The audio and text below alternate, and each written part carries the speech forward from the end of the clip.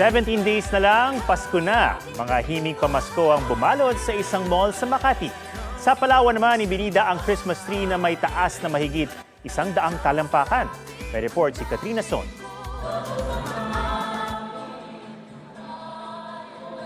Iba't ibang Christmas songs binigyang buhay sa paglulunsad ng sparkling sounds of joy sa isang mall sa Makati. Nagtagisan ang choral groups mula sa iba't ibang paaralan sa Makati. Kasama na riyan ang Nemesio Ayabut Senior High School, Makati National High School, St. Paul College of Makati, at University of Makati.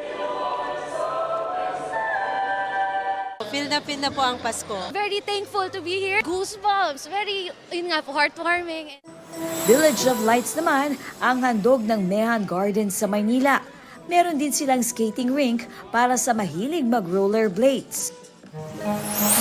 Sa Kapitolyo ng Pangasinan, panlaban naman ang mga ilaw ng kanilang 50 talampakang Christmas tree.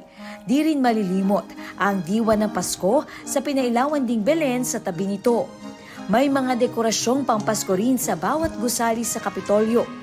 Napasente rin ang marami sa Children's Christmas Village kung saan merong giant gingerbread house. At kung bitin pa, pwede ring busugin ang mata sa Candyland-inspired Christmas Village ng Manaoag.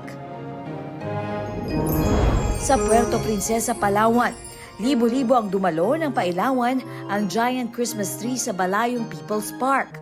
Sa taas na 135 feet, sino nga ba ang hindi mamamangha rito? Dinekorasyonan ito ng halos 3,000 parol. Katrina Son, nagbabalita para sa GMA Integrated News.